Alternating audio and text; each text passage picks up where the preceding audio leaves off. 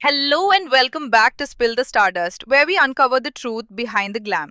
आज हम बात करने वाले हैं एक ऐसी बॉलीवुड कहानी के बारे में जिसके बारे में बहुत कम लोग जानते हैं। करीना कपूर और बॉबी देओल के बीच हुई एक ऐसी कंट्रोवर्सी जिसमें जब वी मेट मूवी का पूरा रुख बदल गया था। सबसे पहले बात करते हैं बैकग्राउंड की। इम्तियाज अली जब वी मेट लिख रहे थे तब उनके दिमाग में आदित्य का रोल पहले से क्लियर था। फीमेल लीड के लिए उन्होंने सोचा नहीं था, लेकिन मेल लीड के लिए पहला नाम आया बॉबी देओल का। लेकिन उस वक्त बॉबी का करियर उतना स्ट्रॉन्ग नहीं चल रहा था। कुछ मूवीज फ्लॉप हुई थी, कुछ एवरेज गई थी, और बॉबी ने फीमेल लीड के लिए करीना का नाम सजेस्ट किया इम्तियाज अली को। उस टाइम करीना कपूर के पास पब्लिक क्रेज था, उसका नाम ब्रांड बन चुका था। बबीता जी, करीना की माँ, भी उस वक्त अपनी बेटी के करियर डिसीजंस में एक्टिवली इन्वॉल्व थी। इम्तियाज अली ने एक इंटरव्यू में कबूल भी किया था, मैं इनिशियली बॉबी के साथ काम करने का प्लान बना रहा था। बॉबी ने भी कई जगह कहा जब वी मेट ओरिजिनली मेरे साथ अनाउंस होने वाली थी, लेकिन फिर क्या हुआ, जब शूटिंग और प्लानिंग आगे बढ़ने लगी, बॉबी को साइड कर दिया गया और उनकी जगह आ गया शाहिद कपूर। अब यहाँ से कहानी इंटरेस्टिंग हो जाती है।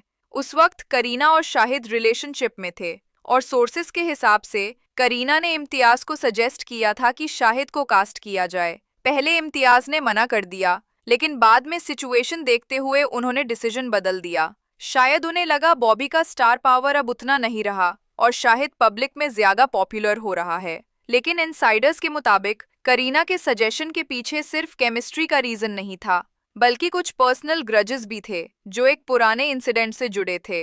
अजनबी मूवी के टाइम का क्लैश, ये सब तब शुरू हुआ जब करीना अजनबी मूवी कर रही थी जिसमें उसके ऑपोजिट बॉबी देओल थे।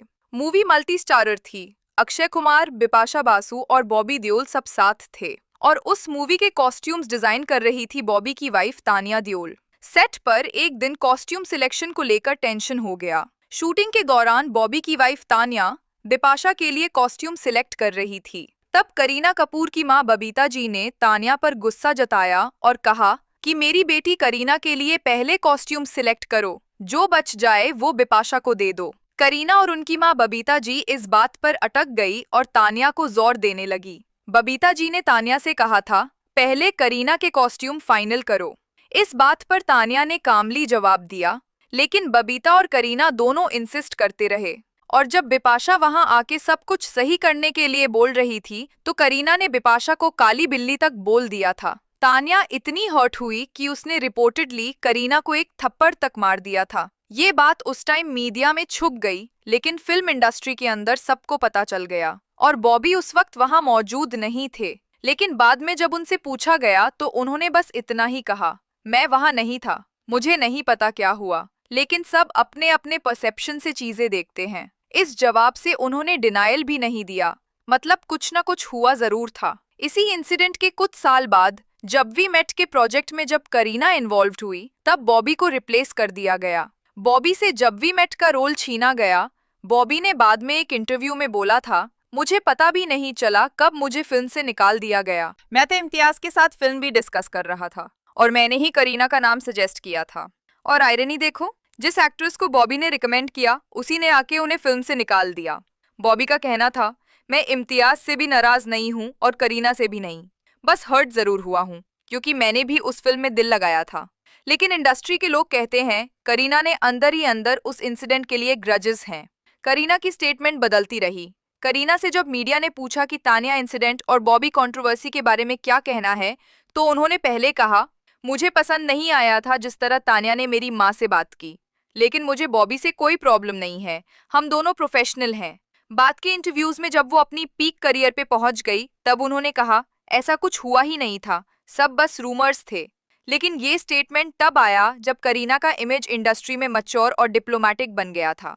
जब करीना और शाहिद का अफेयर चर्चा में था, तब शाहिद के फैंस अक्सर करीना को ट्रोल करते थे। उस टाइम सोशल मीडिया नहीं होता था, सिर्फ टीवी मीडिया ही होता था। वही लोग इंटरव्यूज लेने आते थे और जो भी लिखा या कहा जाता था वो सब मीडिया वाले ही करते थे। जब भी कोई मूवी रिलीज होती थी तब थिएटर के बाहर मीडिया पब्लिक से इंटरव्यूज लेती थी। ऐसे ही शाहिद की मूवी के रिलीज के टाइम जब मीडिया पब्लिक से बात कर रही थी तो लोग करीना को जज करते थे और उसके बारे में बुरा बुरा बोलते थे। करीना के लिए कहते थे, शाहिद की दीदी लगती है, मैच नहीं करती ओवर एक्टिंग क्वीन।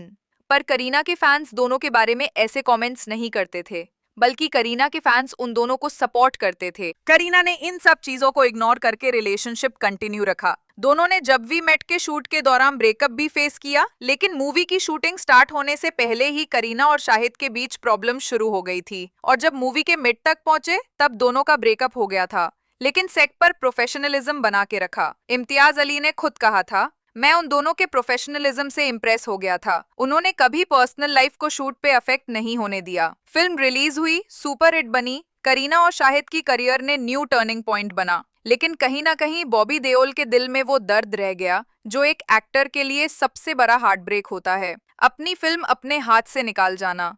सब अपना फायदा देखते हैं। करीना ने जरूर पर्सनल ग्रजेस के लिए बॉबी को रिप्लेस करने को बोला होगा, लेकिन पूरी गलती सिर्फ करीना को नहीं कह सकते, क्योंकि इम्तियाज भी तो अपना फायदा ही देख रहा था। वो अपना नुकसान करके क्यों रिप्लेस करेगा? उसको भी फायदा दिख रहा था, इसलिए उसने बॉबी को रिप्लेस कर दिया। आज भी बॉबी और करीना दोनों पब्लिकली एक दूसरे के खिलाफ कुछ नहीं कहते, लेकिन उनके स्टेटमेंट से हमेशा ये महसूस होता है कि उनके बीच एक अनसेड बिटरनेस जरूर रह गई। कभी कभी बॉलीवुड के ग्लैमरस फेस के पीछे छुपी कहानियां इतनी कॉम्प्लेक्स होती हैं कि असली दर्द सिर्फ वही समझ सकता है जिसका सपना किसी और के डिसीजन ने तोड़ दिया हो।